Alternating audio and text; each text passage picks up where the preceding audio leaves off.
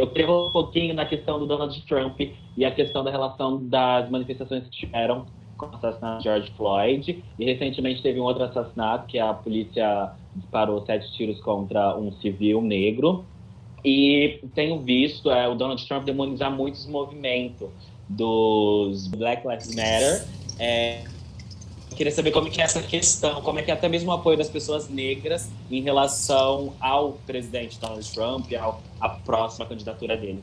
Ótima pergunta. Bom, o George Floyd, né, aquela cena horrorosa que foi capturada por um cinegrafista amador, uma menina de 17 anos com um celular ali, trouxe para a gente imagens chocantes e sem edição de um homem negro totalmente rendido, sendo assassinado em plena luz do dia e sem qualquer chance de se defender. Foi lá no dia 25 de maio que isso aconteceu, e a partir do dia seguinte uma série de protestos muito intensos, né?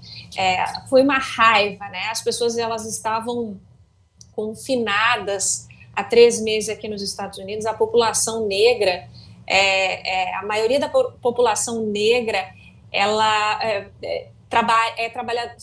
composta por trabalhadores essenciais. Então, muitas pessoas não puderam se proteger do novo coronavírus. E quem podia se proteger acabou perdendo o emprego. O desemprego entre os negros norte-americanos é muito maior do que entre os brancos. Entre os negros, 13,5%, entre os brancos, 10% nesse momento. A renda da população negra americana é 40% mais baixa do que da população branca.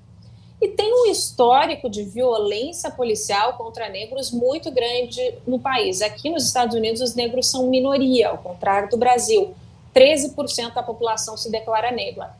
Diferente, Washington é como o Brasil, 51%, 52% negros e aqui brancos são minoria, né?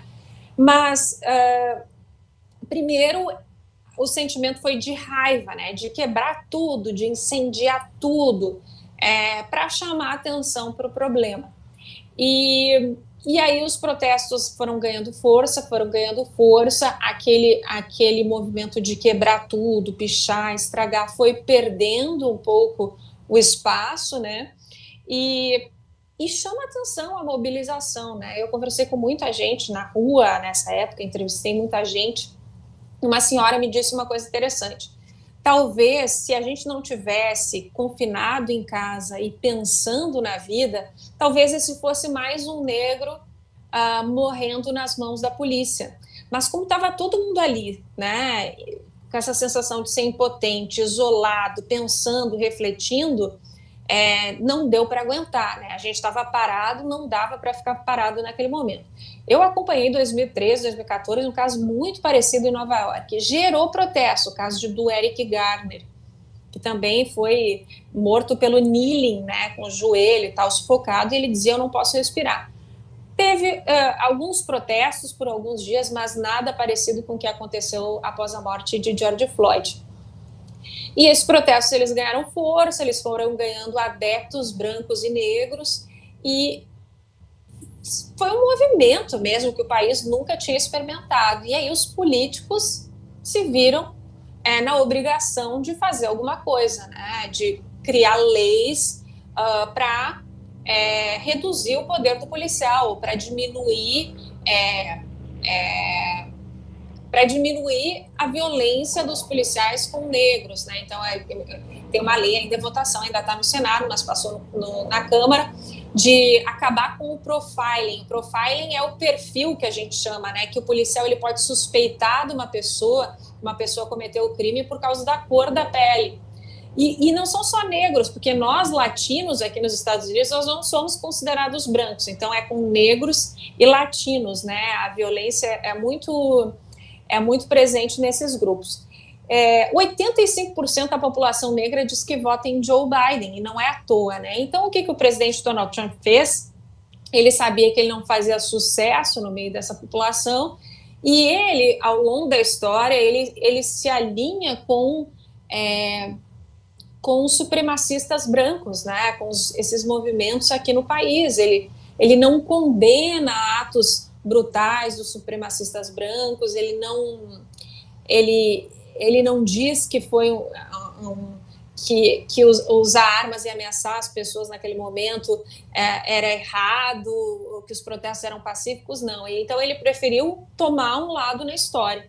E o lado dele na história era contra os protestos anti-racismo e a violência policial e a favor do resto, né, das pessoas que ele chama a silenciosa minoria, que são os supremacistas brancos, que são as pessoas que não concordam com esses protestos. Muita gente, mesmo negros, não concordam com os protestos que quebram tudo, que depredam, né, os protestos violentos. Mas eu ouvi uma coisa muito interessante de um dos manifestantes que me chamou muito a atenção. Cada pessoa reage diferente quando leva uma porrada. Tem gente que toma uma porrada e chora. Tem gente que toma uma porrada e se encolhe. Tem gente que toma uma porrada e parte para cima. E naquele momento que as pessoas estavam fazendo, elas tomaram uma porrada, elas viram, né? Podia ser eu, podia ser meu irmão, podia ser meu familiar, meu filho. E eu tomei essa porrada, eu tomei esse soco no estômago e teve gente que partiu para a violência, né? Que reagiu dando soco de volta, quebrando tudo de volta. O caso do Jacob Blake, que você falou, que tomou 7 tiros, ele não morreu, ele ficou paralisado, né? Ele está em recuperação ainda no hospital, ele ficou paralisado. Uma situação muito complicada também e gravada, né? Por pessoas amadoras ali que estavam passando no local e que mostram a brutalidade. No caso dele, os policiais chegaram a dizer que ele tinha a ficha criminal suja. Não importa. Nos Estados Unidos, a legislação ela não permite que o policial atire dessa forma contra um suspeito, se fosse o caso de um suspeito, se a vida do policial não estiver em risco, ou se a vida de outras pessoas não estiverem em risco. Então, não era o caso ali. Foi mais uma ação brutal. E depois ainda veio aquela outra, né, do estado de Nova York, do cara, do Daniel Prude, que tinha problemas mentais e que teve um saco amarrado na cabeça. Era inverno, né? Então isso é histórico nos Estados Unidos, né? A violência, o racismo e a violência policial mais contra negros é uma coisa que é registrada ao longo do tempo no país e que precisa mudar, e as pessoas se manifestaram para acabar com isso.